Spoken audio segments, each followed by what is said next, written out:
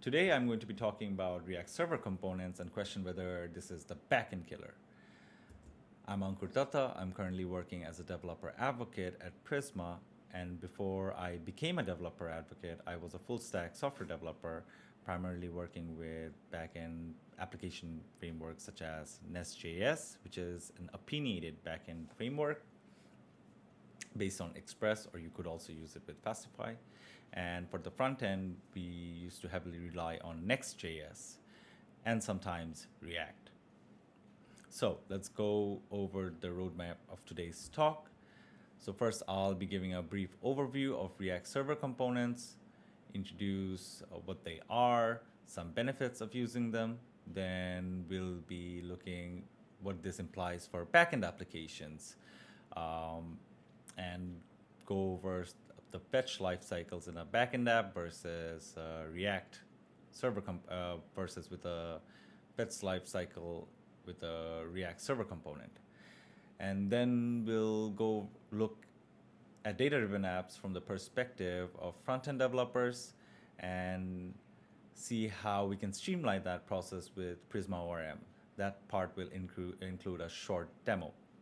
After that, we'll look at case studies and some considerations that we should be mindful of when using React Server components. So let's look at the React ecosystem.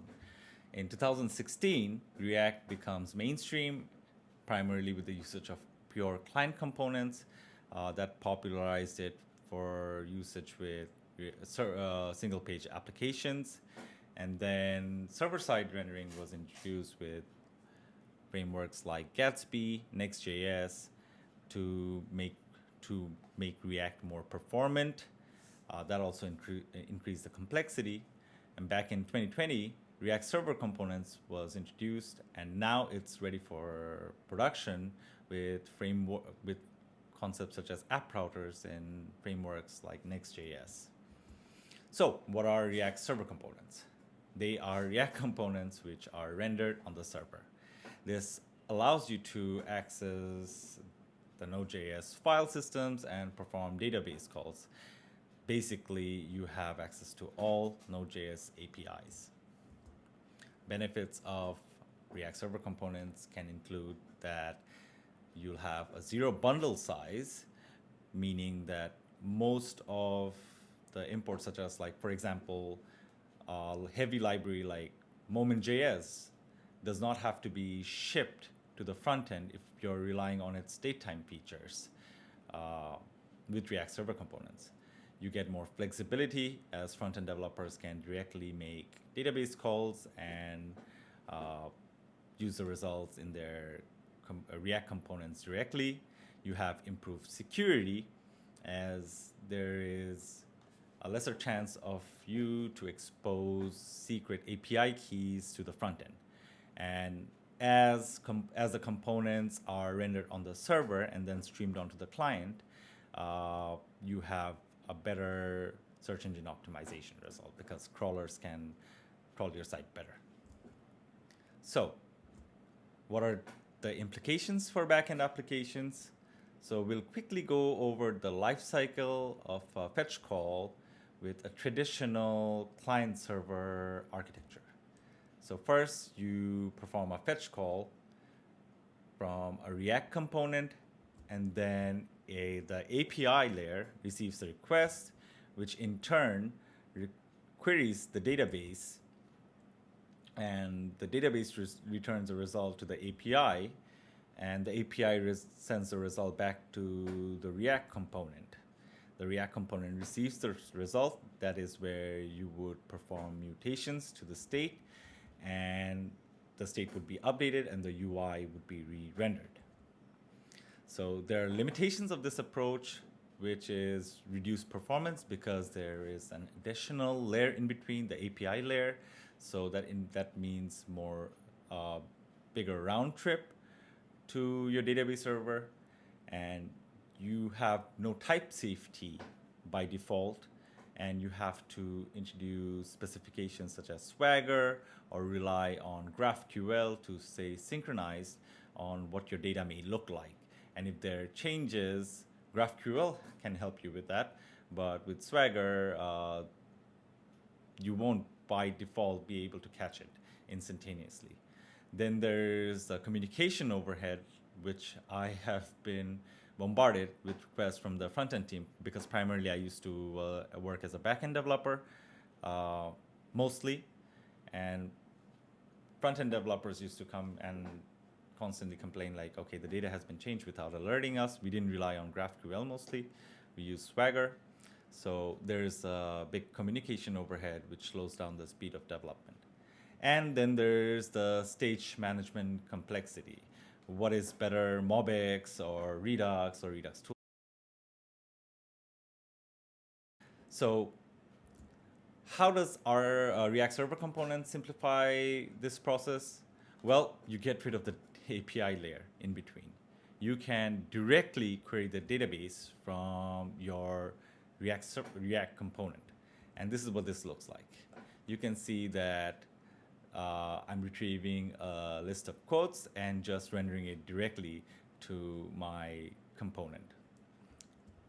So the benefits for using React Server components for data fetching is that you get faster development, as you don't have the communication overhead, and front-end developers can easily just query the database themselves. You have improved maintainability, like if you don't have to manage a separate API layer and can dedicate focus on your React app. And last but not least, backends become more accessible to front-end developers, and hence this allows front-end developers to become full-stack developers, which is very exciting in my opinion. So with all said and done, data-driven apps for front-end developers can be very challenging because, again, the backend mostly would be written in Express or another JavaScript framework, which is familiar to React developers. However, the database can be a completely new concept to front-end developers. So what are data-driven apps? They're basically apps where they heavily rely on data. Some examples can be task tracking apps or Uber. I know that escalated quite fast. Basically any app that relies on data. And examples of apps that are not data-driven are static blocks, static portfolio sites where you wouldn't need a database.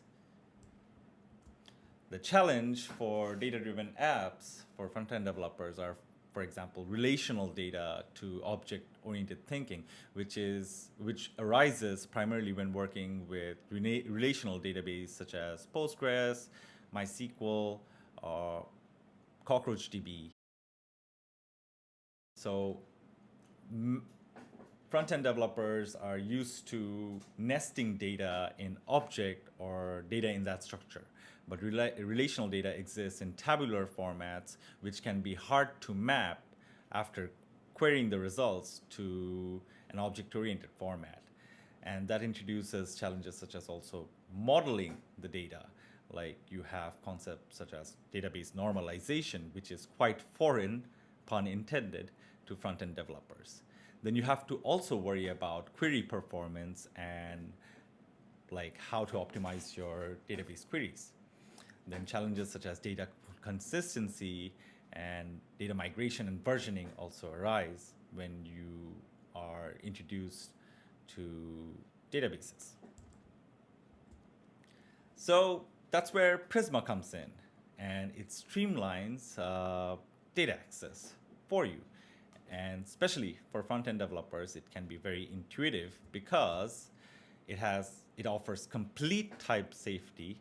By the way, for those who don't know, ORM means an object relational mapper.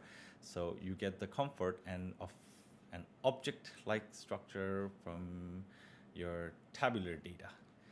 And so it offers complete type safety. It vastly simplifies data modeling, which we'll shortly see. And it's very easy to make changes to the schema, which means you can evolve the shape of your data as your application grows, your requirements change. And the query API is very straightforward. So it's a demo time. So today we're going to be migrating a simple app that returns 10 quotes. And it has, I'm just starting up the server, sorry, npm run dev, sorry, npm run start. So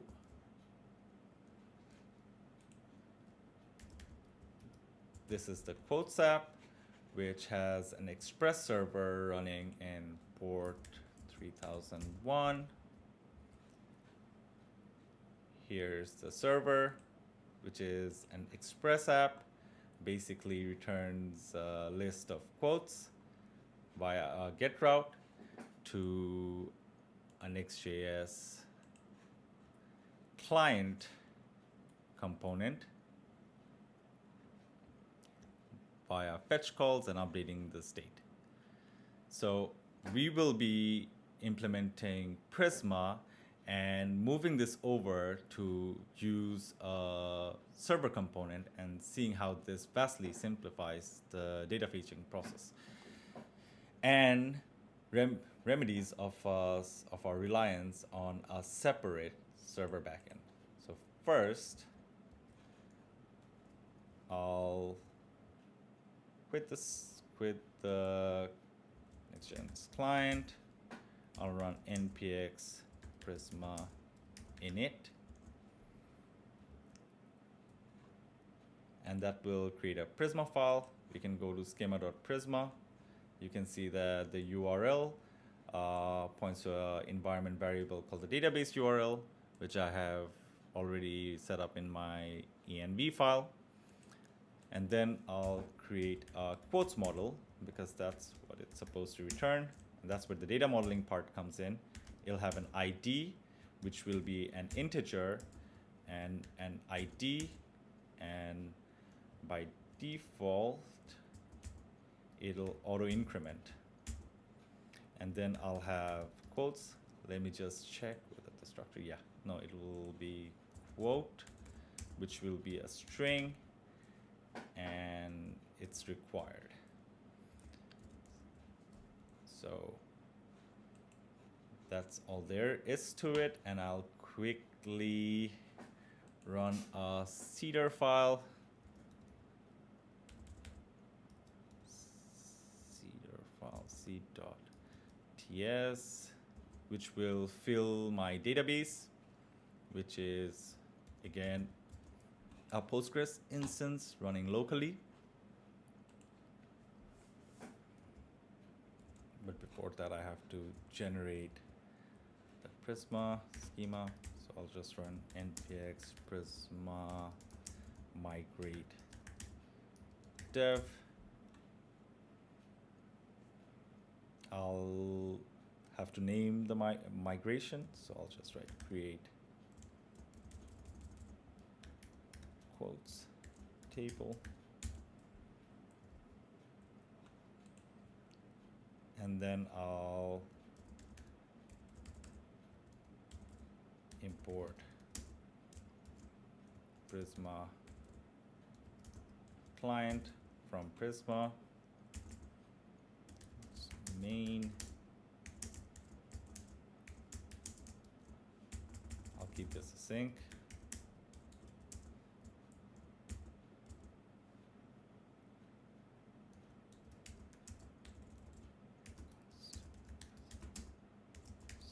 New Prisma client, instantiate the client.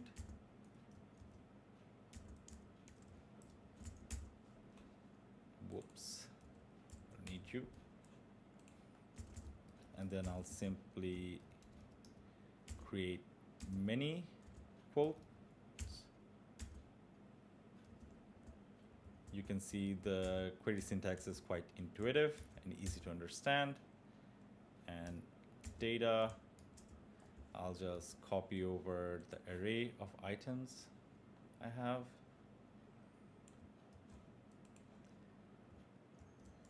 Paste that in and write console.log. Done. I'll leave the IDs because they're going to be auto-generated for us.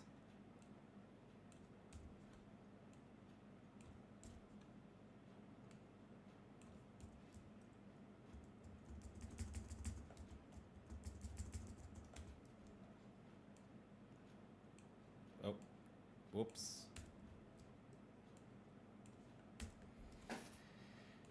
And go over to my package.json file and write Prisma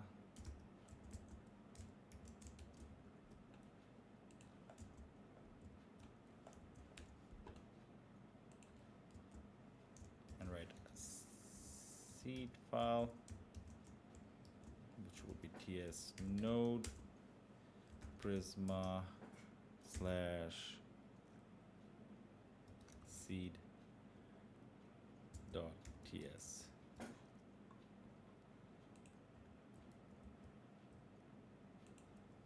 And then I'll write npx prisma db seed.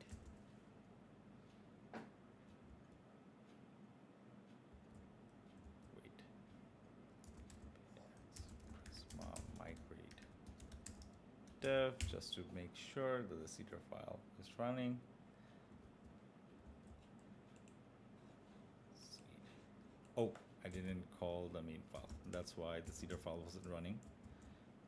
Then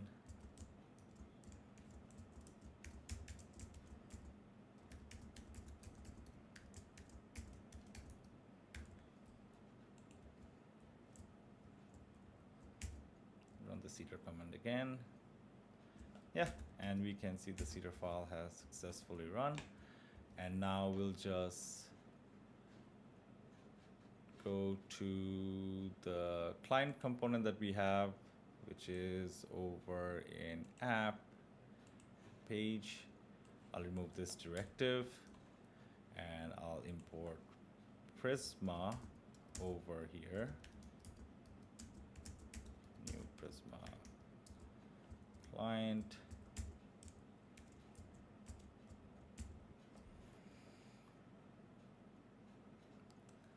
Server-side components are meant to be stateful, so these won't work. All the use state hooks and whatnot. So I'll just get rid of this and const. I'll make this asynchronous as well.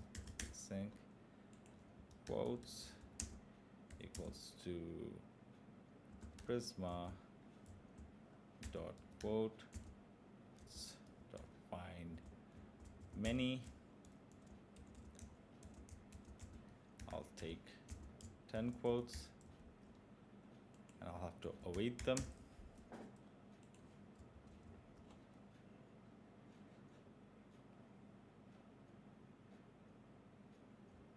Oh.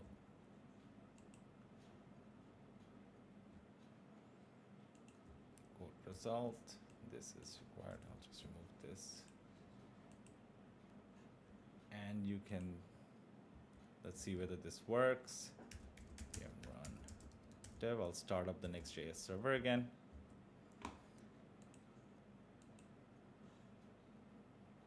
And now it's loading data from Prisma. We'll quickly add a new quote. And by you can start up like npx Prisma.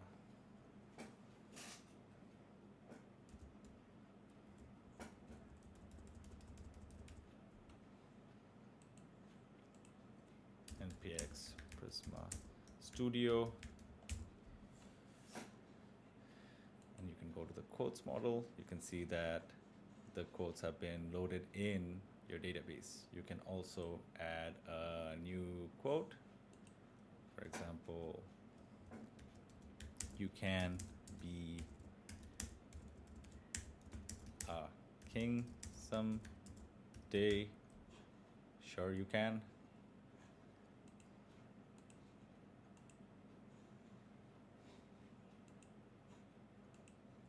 Yeah. Let's just check whether client component take 10. Oh, sorry. Let's take 11th. Let's take the 11th code.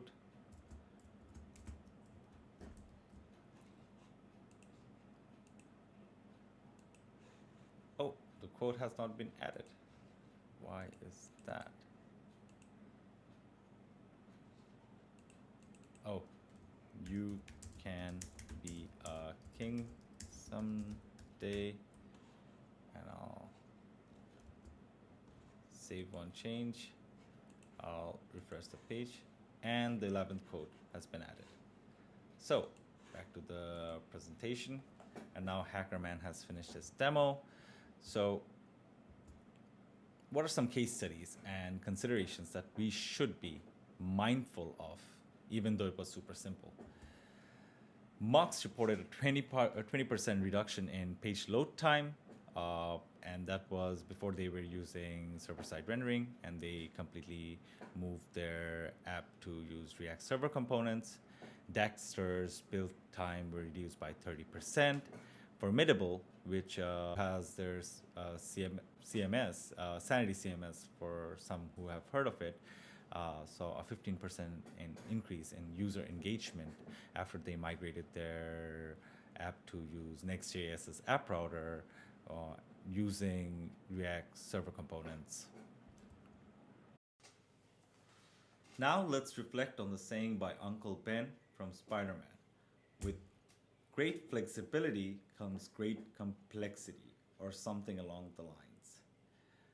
While React Server component is a great piece of technology, there are some considerations that we have to be mindful of. For example, you cannot make continuous updates to the server component via WebSockets. As React Server components were designed to be stateless, they're rendered once on the server and then they're streamed to the client, giving you that zero bundle goodness. Another thing is, you cannot have long-running tasks such as cron jobs with React Server components, and they don't really make sense in this context. So you would ideally still need a separate API layer or a backend layer to perform long-running tasks. Then you have the problem of separation of concerns. Before, in a client-server model, front-end developers can focus on improving the client and ensuring that it's smooth and maintained, whereas backend developers who are well-versed in database technologies and other backend concepts can ensure that data remains consistent and as well as data correctness is maintained, and they can safely evolve the structure of the data as the application requirements change. With React Server components, there a paradigm shift has been introduced, and developers as well as libraries and frameworks will take time to adapt to it. For example, the React Context API and several other routing APIs does not work out of the box with React Server components. Old scripts have breaking changes, so these things will still need time to get up to speed with React Server components. So wrapping up, are we there yet? Well, the guy from Reddit, who's a full stack developer expert, says that React Server components can't kill backends yet. And I agree with it. While React Server components can elevate us from depending on a separate backend, it can't completely remove the need for it. And it will still allow front-end developers to have a taste of becoming full stack, and eventually maybe it also may be a journey for front-end developers to become full stack developers. but we cannot kill backends yet with just React. And with that, I'd like to thank you all for attending my talk.